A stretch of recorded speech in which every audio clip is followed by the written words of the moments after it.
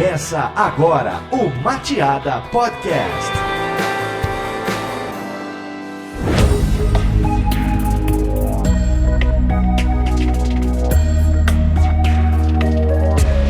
Opa, tudo bonzinho? Eu sou o Denis Andrade e esse é o Mateada Podcast e hoje nós estamos aqui reunidos para falar de palavra-chave. Palavra-chave que é algo tão importante nas nossas estratégias de search, tanto quando a gente está falando de SEO, quando a gente vai falar de Google AdWords também. Tudo começa por essa história de palavra-chave e esse é o nosso assunto de hoje. Como não poderia ser diferente, a nossa participação do Bruno, diretamente de São Paulo. Como é que tá, Bruno? Tudo tranquilo? Opa, tudo na paz. Estamos aí ansiosos para mais um podcast. Pois, a gente acabou ficando uns dias sem gravar aí e eu vou confessar que eu fiquei com saudade de vocês, cara. A gente gravamos aí 3 episódios juntos e aí a gente fez um hiato aí de quase um mês sem gravar e eu senti falta dessa reunião nossa aqui. É verdade, já faz parte da rotina aqui, né? Pois é, agora já viciei agora, passou uma semana sem e já começa a sentir falta. E aí tem uma participação mega especial também hoje do Vander. Como é que tá, Vander? Tudo bom? Seja bem-vindo de novo ao podcast, hein? Fala, galera, boa noite, tudo bem? Obrigado aí, Denis, pelo convite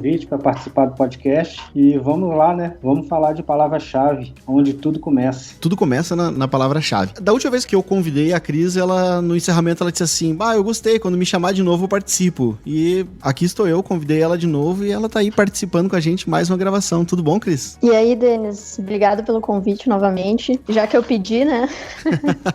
Então é isso, vamos compartilhar um pouco do teu conhecimento de palavra-chave. Tu trabalhou bastante tempo com AdWords, né? Isso fez bastante parte do teu dia a dia e tu teve um período trabalhando com SEO aqui na agência e agora o teu envolvimento com o MTD Box, que a gente falou no podcast passado, a palavra-chave não sai de volta do teu trabalho, né? Já faz alguns anos.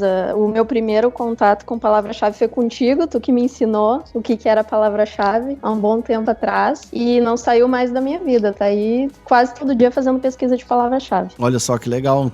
Eu acho que eu ensinei direitinho. Hoje a gente não tem a participação da Bruna e eu acho que pra quem tá em casa ouvindo agora deve ter sentido falta de os últimos episódios a gente não tem aqui a participação da Karina, né? A Karina, ela pediu afastamento temporário do podcast e ela vai ficar um período sem gravar porque a Karina está esperando um baby, vocês sabiam disso? Bebezinho. Um bebezinho? Um bebezinho. A família Mateada vai aumentar. Agora a gente já estamos estudando agora aqui um lugarzinho pra colocar um berço aqui, um nenenzinho vai começar a fazer parte das nossas vidas agora. Coisa boa. Então é isso, vamos pro nosso papo de hoje aí, falar um pouco sobre palavras-chave.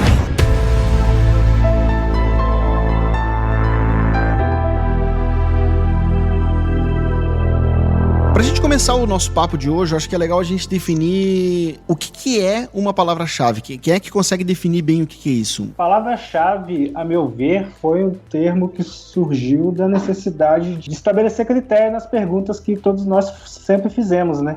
Aí a ideia deve ter partido daí. Não sei se historicamente foi isso, mas intuitivamente falando, talvez seja isso, de uma forma que pode ser organizada, né? De certa forma. Eu, sinceramente, não consigo entender muito bem o conceito do nome palavra-chave. Eu acho que isso, de repente, está muito ligado aos primórdios dos sistemas de busca. A gente tinha o costume de procurar usando uma palavra só, por exemplo, carro, né? Ou comprar carro no máximo. Já hoje em dia, as buscas são muito amplas e a gente acaba chamando tudo isso, muito amplas, não muito grandes, né? A gente acaba chamando tudo isso de palavra-chave. Então, se alguém vai no Google e procura alugar apartamento barato no centro de Porto Alegre, isso é uma sentença, é uma frase e a gente acaba tratando isso no marketing digital como palavra-chave e eu acho que essa é a grande dificuldade de quem está começando hoje dentro do marketing digital de entender esse conceito de palavra-chave. Então, das inúmeras vezes que eu já dei aula, fazer as pessoas entenderem que, independente do que seja, do que a pessoa esteja digitando nas buscas, a gente trata aquilo como palavra-chave. E isso acaba gerando muitos enganos, né? Tem muita gente que acha que quando a pessoa digita comprar carro usado, são 3 palavras-chave juntas ali, que é comprar, carro e usado. Usando independente, elas até seriam realmente uma palavra-chave, mas quando elas são digitadas juntas, as 3 juntas formam uma única palavra-chave. E esse conceito é um pouco obscuro para algumas pessoas. E é engraçado que esse conceito ele já deveria ser bem declarado, digamos assim, porque desde lá, se pegar as coisas como você falou, né, as coisas mais antigas lá dos mecanismos de busca, quando a gente ainda tinha a tag lá no HTML da famosa keywords, né, lá a gente já colocava ela assim também, né, quando você cria uma frase mais completa, você poderia estar colocando ela separada ou não, né. E é importante tu dizer isso porque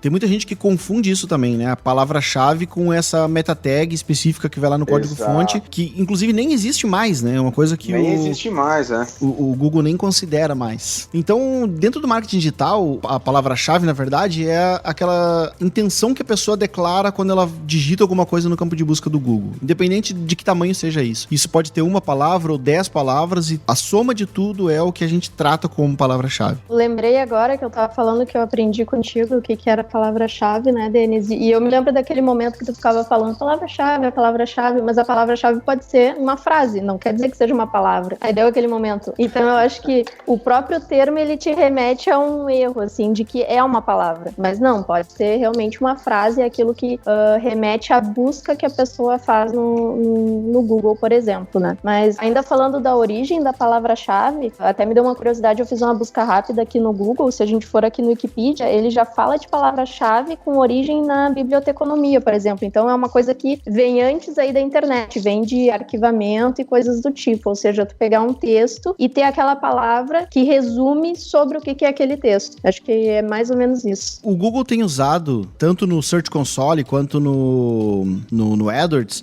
termos de busca. Ele usa essa expressão para definir as palavras-chave em alguns momentos. E eu acho que isso define muito mais o que é uma palavra-chave do que acho que até a minha explicação ficou complexa agora, né? Mas é muito mais fácil de descrever isso como um termo de busca do que como palavra-chave. Só que até o próprio Google não tem uma consistência nisso, né? Dentro do AdWords, algumas vezes ele chama de palavra-chave, dependendo do objetivo, e algumas vezes ele chama de termos de busca. Eu acho que até para poder diferenciar, né? Porque são dentro do AdWords em si são coisas diferentes, enquanto o termo de pesquisa é aquilo que exatamente a pessoa foi lá e buscou no Google e tu tem como ver, e a partir disso tu tem como criar uma palavra-chave, ou seja, tu vai cadastrar uma palavra-chave que pode acionar um termo de busca numa pesquisa no Google. Então talvez agora, repensando até a minha opinião aqui, dentro do AdWords, o termo palavra-chave faz até mais sentido do que termo de busca, né? Então, olha só, tô tentando refazer o meu conceito agora, de que eu sempre defendi o fato de que palavra-chave era tudo aquilo que a pessoa digitava lá no campo de busca do Google, e talvez não seja, né? Porque a palavra-chave é um gatilho para o termo que a pessoa digitou. Isso pode servir tanto pro SEO quanto pro link patrocinado. Essa tua observação fez eu rever a minha história de vida dentro do marketing digital, hein? Ou seja, o que você ensinou ela no passado, agora ela te fez repensar, tá vendo? Olha só,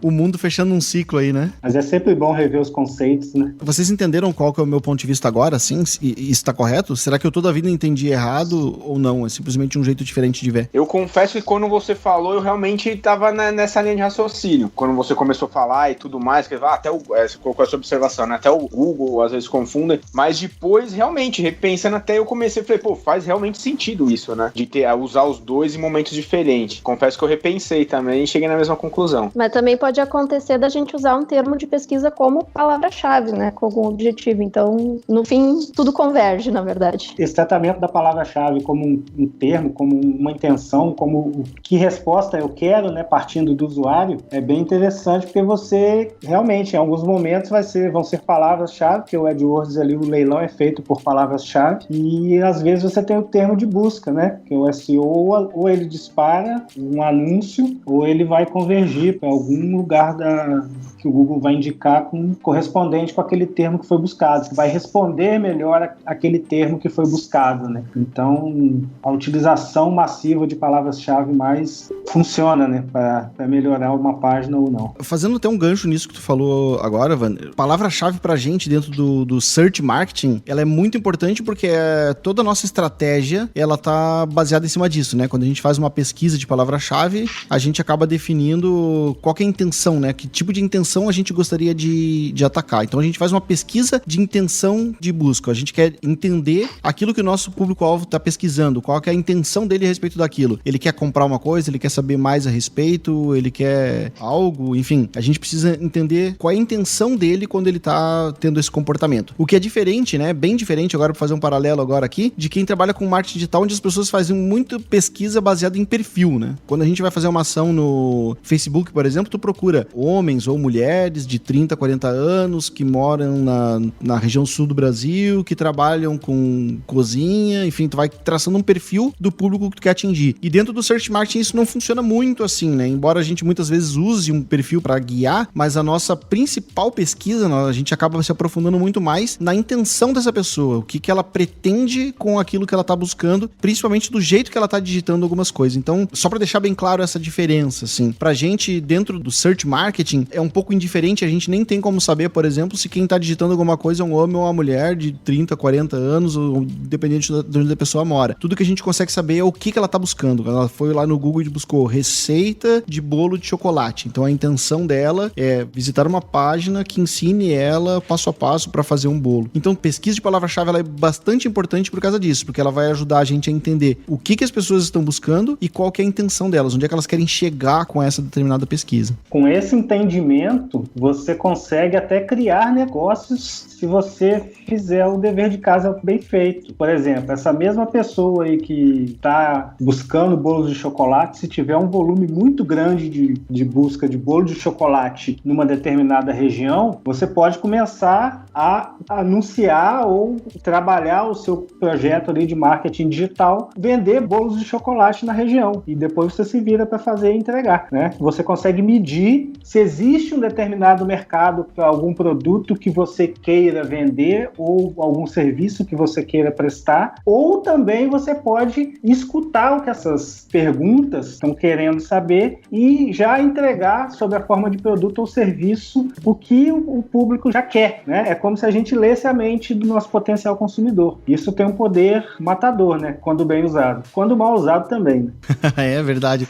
Matador tem mais a ver quando é mal usado, né? Mas isso é muito legal porque uma vez que a gente entendeu, como tu mesmo disse, a gente antecipa a dúvida, né? Então, se a gente sabe que as pessoas estão buscando por o que é o SEO, né? Usando a nossa realidade aqui, as pessoas estão buscando muito sobre o que é SEO, então eu posso criar um conteúdo e explorar isso, né? Ajudar esse público. Mas para dar um exemplo em cima do comentário que tu fez. É, exatamente. Aí você consegue atender e resolvendo o problema desse público, você pode talvez engajar a nível de vender algum produto para esse público ou vender algum serviço. Então, existe mercado não rentável, né? Que não tem um número suficiente de consumidores para suportar uma operação. Mas abriu-se muito o leque do pequeno empresário, da pessoa que quer empreender, quer fazer algum trabalho na internet e começar pela internet, né? Que é mais barato no início. Entendendo essa questão das palavras-chave, é primordial também para que ela tenha sucesso nessa empreitada, como a gente já falou anteriormente. Então, eu acho de suma importância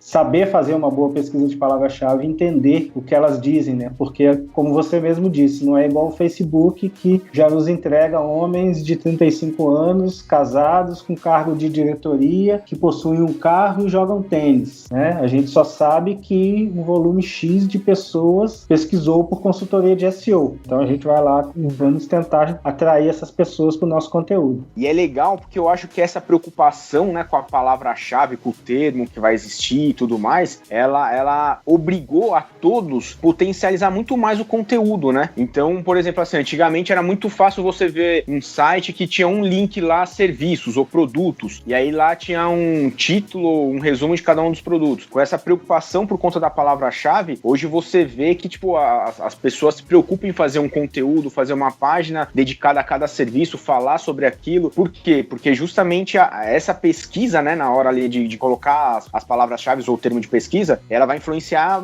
absurdamente de aparecer, não aparecer e como aparecer, né? É isso de certa forma foram os sites que acabaram se adaptando ao comportamento das pessoas ao fazer busca, né? Antes a gente acabava colocando todo o conteúdo massivo dentro do site e aí o usuário que se preocupasse em achar a informação lá dentro. Uma vez que o usuário começou a ser mais específico naquilo que ele está buscando dentro de um sistema de busca, ele acabou pulverizando, né, as buscas para diversos temas diferentes. Acabou aumentando o volume dentro de cada um desses termos, o que fez com que várias pessoas começassem a mudar a sua estratégia. Em vez de focar em uma coisa muito ampla, começaram a focar em conteúdos mais específicos e aí acabou acontecendo isso que tu falou agora, que é gerar conteúdos mais focados naquilo que realmente que a pessoa está buscando, em vez de manter uma página ampla, porque se hoje tu manter uma página muito ampla com todos os teus serviços, a tua chance de aparecer é muito pequena, né? Exatamente. O famoso conteúdo de qualidade, né?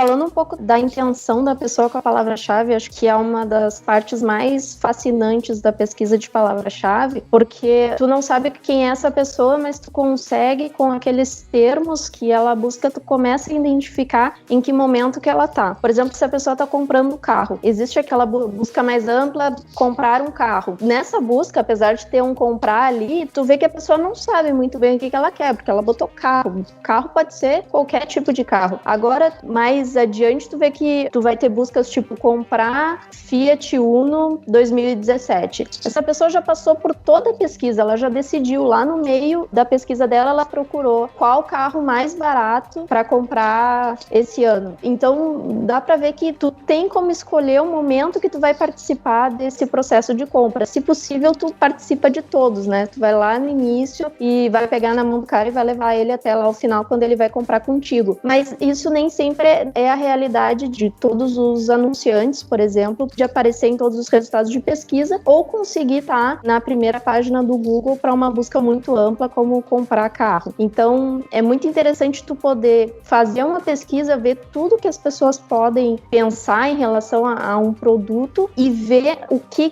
a tua empresa, onde a tua empresa pode colaborar com isso, onde a tua empresa pode, enfim, entrar mesmo com um anúncio ou criar um conteúdo. Nesse caso aí que eu falei, a minha empresa poderia ter um conteúdo sobre qual é o carro mais barato para comprar esse ano, o que vale mais a pena, e lá, mais no fim, pode ter um anúncio para, se o meu carro for lá o mais barato, vale a pena investir, fazer um anúncio para o meu Fiat 2017 cinza lá que eu tenho para vender. Então, é muito interessante poder conectar todos esses termos com a estratégia da tua empresa, né? Se tu vai criar um conteúdo, se tu vai fazer um anúncio, se tu vai conseguir aparecer em tudo que é resultado, se tu só vai conseguir aparecer lá no finalzinho com uma promoção. Então, eu acho que vale muito a pena e é bem interessante e dá muito resultado se tu conseguir entender o que aquela busca significa. Mas aí, como tu mesmo falou, é importante que a pessoa tenha uma estratégia por trás disso, né? Não adianta tu querer atrair a pessoa interessada em como, sei lá, qual o melhor carro, se tu não tiver uma grande estratégia de conteúdo por trás disso também, né? Por isso que é importante as estratégias estarem todas conectadas. Então, tu vai captar o público quando ele tá pesquisando por carro, aí tu tem que ter um bom conteúdo para ele se interessar por esse teu conteúdo, uma forma de captar esse lead, então fazer com que esse cara assine uma newsletter ou entre em algum sistema de automação teu, para tu continuar através de uma campanha de e-mail marketing, mantendo um relacionamento com esse cara, ou uma campanha de remarketing que seja para conseguir impactar ele mais tarde, para não perder esse cara, porque senão tu vai conseguir trazer ele para dentro do teu site, ele vai consumir um conteúdo teu e ir embora, né? E ele acaba não lembrando mais de ti, sei lá, serviu no máximo para um branding ali dele ter contato com a tua marca. Então, é muito importante a gente pensar nas estratégias como um todo. A gente tá falando aqui muito focado na palavra-chave, mas para que uma campanha de topo de funil funcione bem, a gente precisa pensar o que fazer com esse cara depois, né? Então, ok, eu trouxe ele pro meu site agora, né? Como é que eu vou tomar conta desse cara? E uma outra coisa muito importante, que aí é um erro que a gente vê muito comum, é a atribuição disso depois que o cara comprou um carro lá no final, né? Porque é muito comum, né? É tradicional dentro do marketing digital, as pessoas acreditarem o last click lá, ou seja, aquele clique que realmente gerou uma conversão. Então, a gente olha depois lá, quantos carros venderam essa semana? Vendeu 10 carros. Quais as campanhas que estão gerando venda de carro? essas aqui. Então pausa as outras, diminui a verba das outras campanhas. Foi o remarketing. Foi o remarketing que vendeu tudo. Exatamente, né? Bota a culpa, né, entre aspas, aqui da venda toda no remarketing. O remarketing é o queridinho da galera, mas é que as pessoas não param pra pensar que existe toda uma história, né? Então a campanha lá de topo de funil, que trouxe o tráfego pra quem tá procurando qual é o melhor carro, esse cara não gerou uma venda, mas ele foi fundamental em todo o processo. Então muitas vezes tu tem uma campanha bem montada com topo, meio e fundo de funil, aí tu para uma campanha de topo, todas as outras tuas campanhas param de vender, né? Então, por quê? Porque tá tudo conectado, né? Isso é muito importante, é ter conexão em todas as estratégias caminharem junto e receberem pelo menos uma parcela dessa atribuição de cada produto vendido. O triste é quando as pessoas cismam com palavras-chave, né? Ou acham que, por exemplo, comprar o meu produto, né? Vamos citar o exemplo do carro aí, né? Comprar o Fiat 147, 79, né? Que eu tô vendendo. Então, quando é que tu tá pedindo nesse carro, hein? Poxa, eu queria arrumar um pra comprar, cara. Queria mesmo arrumar um pra comprar em boas condições. Quando você tem o Fiat 147 para vender, citando o exemplo que foi dado do carro, se você nutre esse lead, né, com informações sobre o Fiat 147 e você não tem uma estratégia para lá no final levar esse cara para comprar o carro, de nada vai adiantar você escolher comprar Fiat 147 como palavra-chave e falar pro cara que vai cuidar do seu AdWords ou você mesmo fazer isso no AdWords em casa, porque não vai dar certo. Hoje a estratégia tem que estar toda conectada, assim como você mesmo mencionou, Denis. Isso é muito importante. E para que isso aconteça dentro de uma empresa hoje, ou você usa algumas ferramentas, né, para conectar essa estratégia como um todo, desde trazer o estranho, né, o visitante para dentro do seu site e a partir dali transformar ele em lead, nutrir esse lead e converter e saber todos esses momentos e produzir conteúdo e manter toda essa máquina funcionando, requer algumas ferramentas e alguma organização, tanto de quem está gerenciando a campanha, quanto de quem está executando, quanto do próprio cliente, né? Para exatamente não acontecer isso que você disse. O cara pausar as campanhas de topo de funil, que estão alimentando o blog, que está gerando os leads, né? Que o pessoal lá de venda está trabalhando posteriormente via e-mail. O cara fecha a torneira lá em cima, não tem como sair carro vendido lá embaixo. Então o Fiat não vai ser vendido. Então as pessoas têm que entender isso. Então tem sim que montar uma estratégia de palavras-chave e também se conectar com a intenção da busca, né? Com o que a pessoa quer com aquela pergunta. Eu ouvi em algum lugar alguém dizer que aquela caixa em branco do Google é um consultório psicológico. E nós que trabalhamos com marketing digital temos que ser os psicólogos para interpretar isso, né? E ficar aí pelas palavras-chave. É um bom ponto de vista, gostei.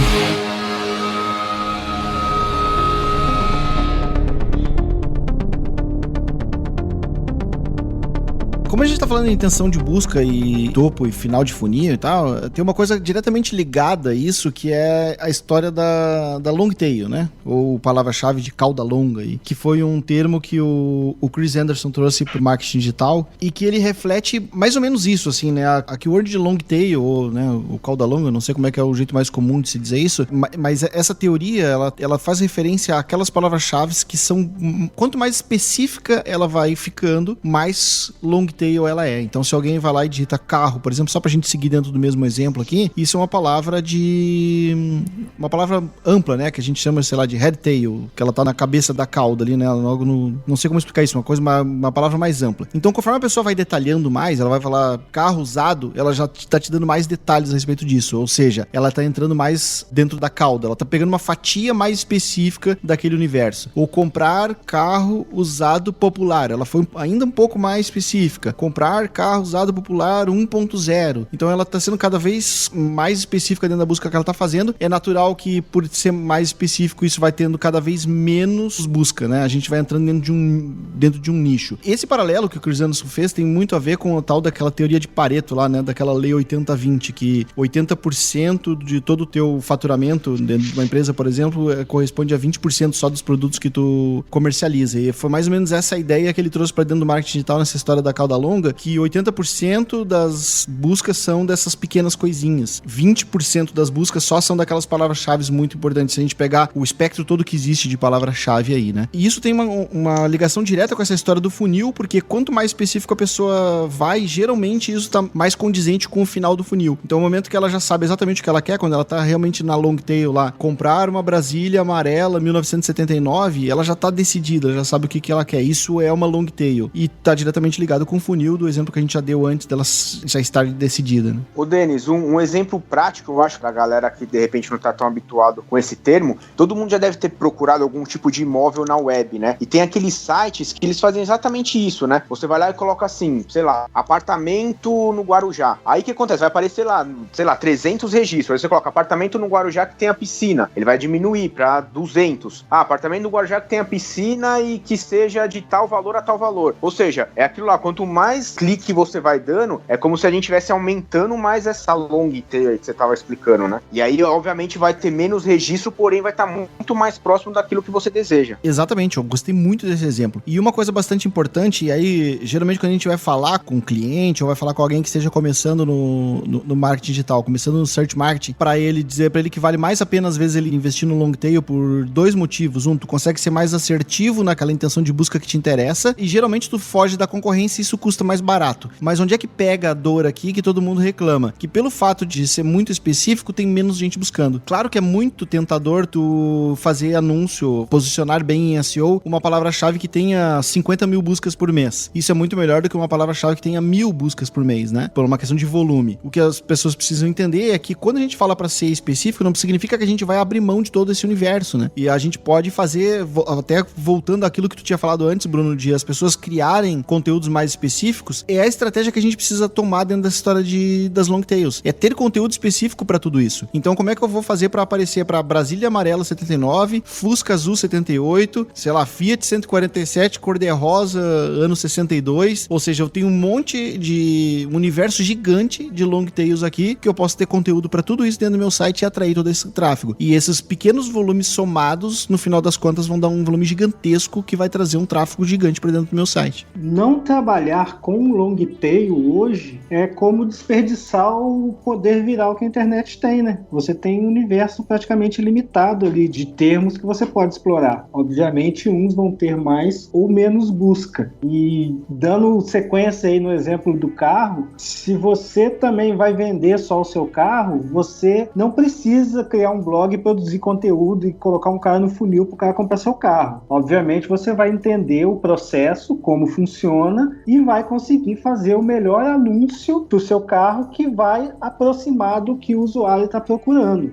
e que vai chamar a atenção dele para que ele clique no seu anúncio e compre seu carro. Mas entender esse processo de funil, de como que as palavras-chave estão intimamente ligadas com os objetivos que as pessoas estão buscando resolver como problemas, é fundamental para você ter sucesso em qualquer estratégia de marketing digital. Voltando ali no Chris Anderson, eu fui dar uma olhada para retomar até o conceito e tudo mais, e ele escreveu um livro, né, do Cauda Longa, e foi com base num artigo que ele escreveu em 2006. E daí eu vim dar uma olhada aqui no artigo e ele dá como exemplo não só a palavra-chave do Google e tudo mais, mas o sistema de comércio da Amazon e do Netflix, por exemplo. Ou seja, a Amazon, eles têm produtos dos mais diversos. Esses dias eu achei cuia de chimarrão lá na Amazon e eles oferecem tudo. Ou seja, eles conseguem vender num volume menor, mas com a quantidade de produtos que eles têm. Aqui estava falando que no fim das contas, toda essa quantidade diferencial de coisas que vendiam um pouco superavam as principais vendas. Assim como no Netflix, que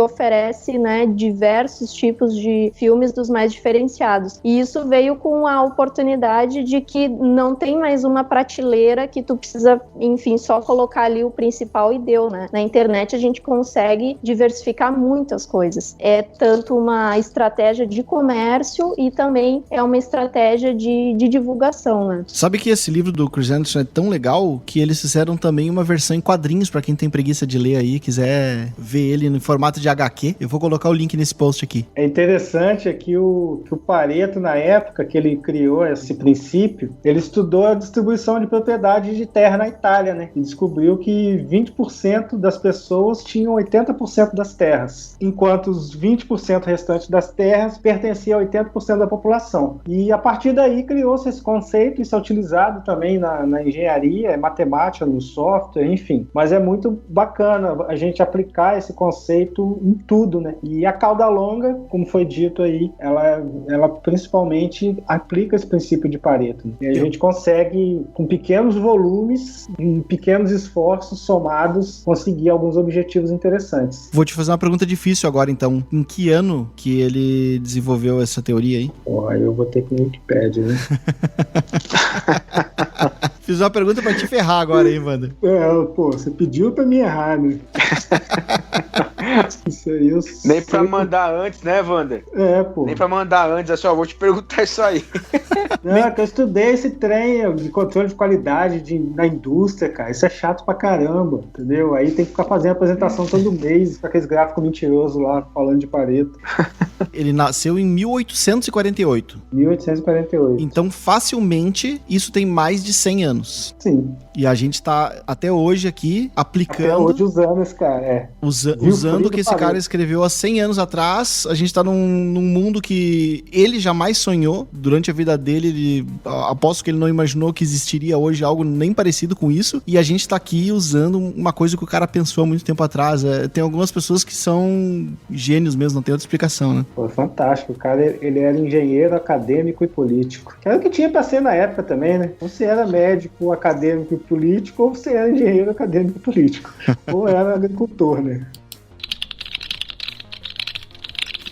Processo de pesquisa de palavra-chave. Qual que é o processo que vocês usam aí? Aqui na agência a gente costuma, geralmente, a gente faz um pequeno brainstorm antes. Algumas vezes, quando a campanha é maior, a gente reúne mais de uma pessoa para fazer esse brainstorm, mas na maioria das vezes, ainda mais com cliente pequeno, a gente faz um brainstorm sozinho ali, né? Pega uma folha de papel e sai riscando algumas coisas. Depois disso, pegar alguma espécie de histórico do cliente, seja Google Analytics, Google Search Console, se a gente tiver, né? Para pegar alguma coisa de SEO que o cara já tenha no site, ou fazer pesquisa de busca interna, então principalmente se ele já tiver configurado no Google Analytics aquela funcionalidade lá de monitorar as buscas internas, para ver o que os usuários que já navegam no site dele estão digitando no campo de busca dele mesmo. Isso, aí a gente pode ter várias ideias. E por último, usar ferramentas aí, né, como o SEMrush, que é uma ferramenta que a gente gosta muito, somos super fãs, e aí com base nisso a gente vai ter uma listagem gigante, né. É uma coisa que eu gostaria muito de fazer, mas a gente acaba nunca fazendo, que é a pesquisa com o cliente, né, fazer uma espécie de pesquisa de campo, assim, pesquisar com o cara que está usando o site mesmo, né? Como é que foi que ele chegou no site? O que ele digitou para encontrar o site? O que ele digita normalmente para encontrar sites parecidos com esse dentro do Google? E aí, com base nisso, acaba gerando um grande compilado aí de variações de palavra-chave. Vocês usam algum processo diferente desse? Ou disso tudo que eu falei aqui, o que vocês dão mais importância? Além disso que tu falou aí, a primeira coisa que eu faço é ler todo o site do cliente, todos os linkzinhos que ficam lá embaixo. Um que eu gosto muito é aquela página de dúvidas frequentes. Geralmente ali rola alguns insights sobre o produto do cliente. E além disso, eu olho os concorrentes, porque às vezes o mercado em si ele pode ter alguma forma diferente de falar alguma coisa que esse cliente ainda não utiliza essa forma de falar e o concorrente de repente já se ligou. E não só o concorrente que o cliente indica, mas o concorrente no resultado de pesquisa, porque às vezes o cliente ele tem um concorrente físico, assim, aquela loja e tal, mas se a gente for colocar os termos de pesquisa, a gente encontra outros concorrentes que ele nem imaginava. Eu gosto de olhar esses aí também. Se o cliente, por exemplo, no AdWords, se ele vem com AdWords, é bacana olhar, tanto para a estratégia de SEO quanto para a estratégia de continuidade do AdWords, olhar se ele tem um histórico já, se já teve conversão com algumas palavras-chave. Também o planejador de palavras-chave do AdWords, né, que eu acho que para mim é o melhor e é o que eu prefiro, nunca deixo de pesquisar lá para fazer o planejamento. Esse planejador de palavra-chave do AdWords, ele mudou um pouquinho, ele ficou um pouco ruim pra quem não tem anúncio lá. Eu acho que já deve fazer quase um ano isso, não lembro exatamente quando que mudou, mas ele não mostra mais o volume exato como ele mostrava um tempo atrás. Antes tu ia lá e ele te dizia, são 2.500 buscas por isso. Agora ele mostra um range, né, de, sei lá, de entre 1.000 e 10.000 pesquisas. Então tu não sabe se é 1.001 ou 9.999, a não ser que tu tenha uma conta ativa que esteja gastando dinheiro no Google AdWords. Daí ele ainda te mostra essas informações mais detalhadas. É um range bem amplo, né, e totalmente não serve para nada. Até serve quando você quer entender um mercado e mostrar para alguém que se alguém está perdendo algum mercado, aquele range ali é interessante, que você pode aportar sempre pelo máximo. Eu particularmente não uso a ferramenta de palavras-chave, eu utilizo o mesmo processo, né, faço um brainstorm individual, depois eu faço uma pesquisa do negócio do cliente, se for um negócio físico, eu vou entender em que ambiente que ele está, né, com quem que ele concorre, como que o usuário dele interage com ele, né, até chegar nas palavras-chave. E já o SEMrush eu acho que ganha tempo, né, você ganha tempo utilizando. Por isso que o nome diz ferramenta, né. Acho que o que dá pra gente concluir do nosso papo aqui é que não existe uma estratégia de search marketing que se sustente sem bom planejamento de palavra-chave e uma boa estratégia de palavra-chave, né. Fazer a pesquisa de palavra-chave é uma forma de entender o teu público, né? Com certeza, é muito importante para te entender a pessoa que vai comprar o teu produto, que vai consumir a tua informação, o que ela busca é, no final das contas, o que ela é, né? Ficou poético.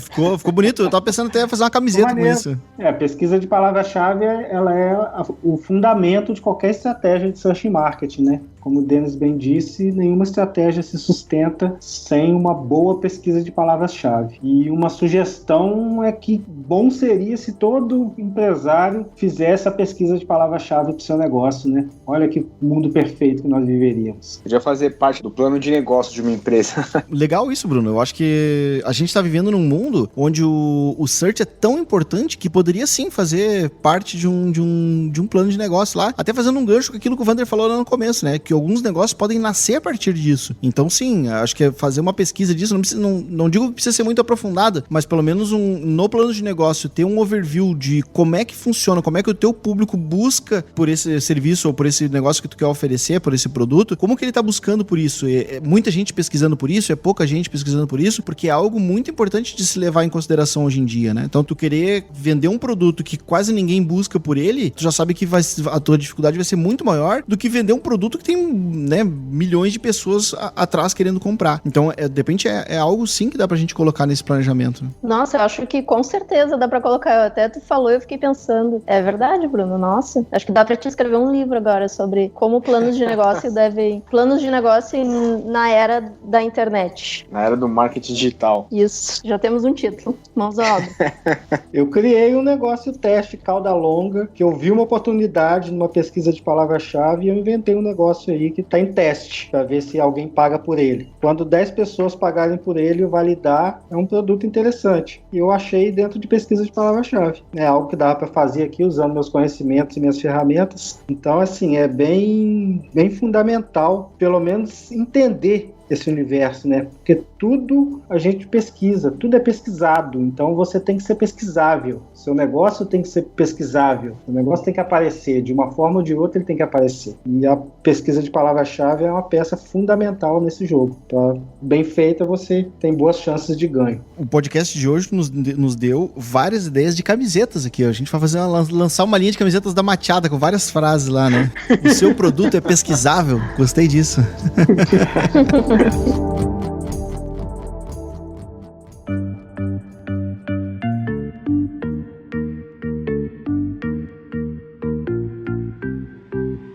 A gente tá chegando aqui no nosso limite de tempo. Vamos passar pra nossa barbada. Eu recebi um comentário do Flávio Leão lá no nosso episódio 27. Ele dizendo que sentiu falta das barbadas, né? Que a gente, no episódio 27, a gente realmente passou batido por isso. Acabamos não dando nenhuma barbada. O episódio 28, eu preciso dizer uma coisa. Bombou. Foi o nosso episódio mais baixado até hoje. Ele teve quase 50% a mais do que a média que a gente já tinha. E foi um episódio duplo, né? A gente teve que dividir ele ao meio de tanta coisa, com a participação da Rosângela, a participação da Cris. A gente falou sobre como começar um negócio do zero. Tinha tanta coisa pra falar que a gente teve que dividir isso em 2 episódios e foi muito legal. A gente teve um bombô de downloads. Ficou muito bom. Ficou muito legal. Eu aprendi muito com ele também. E só que como a gente fugiu um pouco da rotina ali, eu também esqueci da tal das barbadas. Só que nesse episódio aqui, assim como o Flávio Leão lembrou, eu estou trazendo pra cá as barbadas de novo pra gente retomar esse quadro tão legal, né? Porque é uma oportunidade que a gente tem de mostrar alguma coisa legal que a gente conhece e que mais pessoas deveriam conhecer. Embora essa barbada não precisa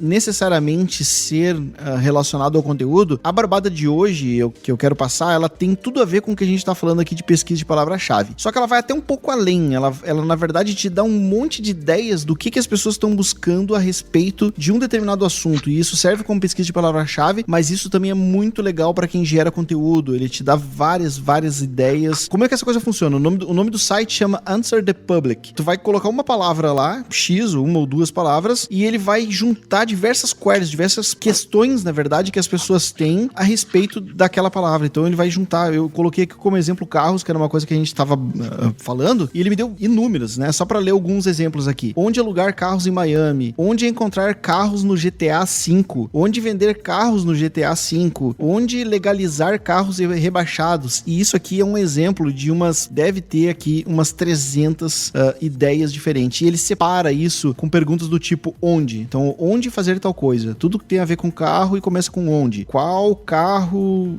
vai sair de linha? Então, tudo que tem a ver com qual, tudo que tem a ver com quem, tudo que tem a ver com o que, quando, por quê, como. Essa ferramenta é muito, muito legal e muito útil, tanto para pesquisa de palavra-chave, quanto para ideias de conteúdo a ver com aquele termo que tu digitou ali em cima. Então é isso, essa é a nossa barbada desse episódio. O link para essa ferramenta vai estar no post aqui. Usem ela, usem e abusem dessa ferramenta, ela é muito legal. Tenho certeza que tu vai perder muitas horas aqui fazendo pequenas buscas, até porque o jeito que ela exibe os resultados é muito legal, é muito interativo, muito fácil de entender. Enfim, dá pra gente ficar realmente horas aqui brincando com ela. Então é isso, quero agradecer muito, Bruno, muito obrigado pela tua participação em mais esse podcast. Eu já tava com saudade, como eu falei lá no começo, tava com saudade de ti já, acostumado a falar contigo aqui, pelo menos a cada 15 dias, né? E a gente passou um tempo sem se falar, então obrigado pela participação em mais esse podcast. Imagina, o prazer é todo nosso, estaremos sempre presentes. Legal, cara, obrigado mesmo. Vander, muito obrigado por mais essa participação,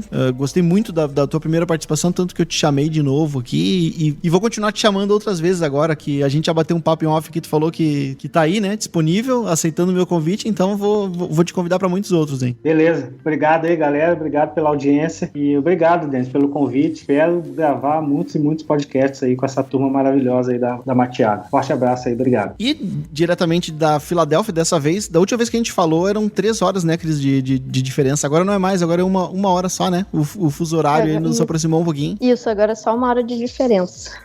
Sabe que essa 1 hora aí, quando chega lá na 7ª, 8ª rodada, mais ou menos, da NFL, muda o fuso horário e é um desespero, né? Porque eu tô acostumado a assistir os jogos começando aqui no Brasil por volta de 9h30 da noite. E aí, quando muda o horário de verão, os jogos começam às 11h30.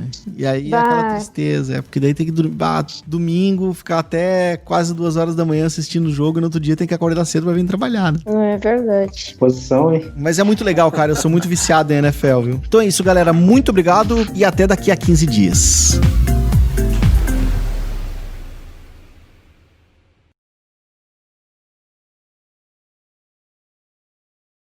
Vocês usam um aplicativo do Facebook? Eu via todo mundo falar o tal do Stories lá e hoje ele apareceu pra mim aqui. E é bacaninha. Não apareceu pra mim ainda. Ainda não apareceu pra ti? Olha só, o Brasil na frente dos Estados Unidos. Pelo menos nisso, né, Cris? Provavelmente só isso. Mas eu acho que é só o meu celular aqui, porque no do Tato já apareceu. Cris, você nem deixou a gente passar por esse momento. Desculpa aí. Não, pois é, aqui não tem nada disso. Pô, querendo tirar o único prazerzinho que a gente... Ah, vendo? É? Então tá bom, é isso aí. Tão curto quanto.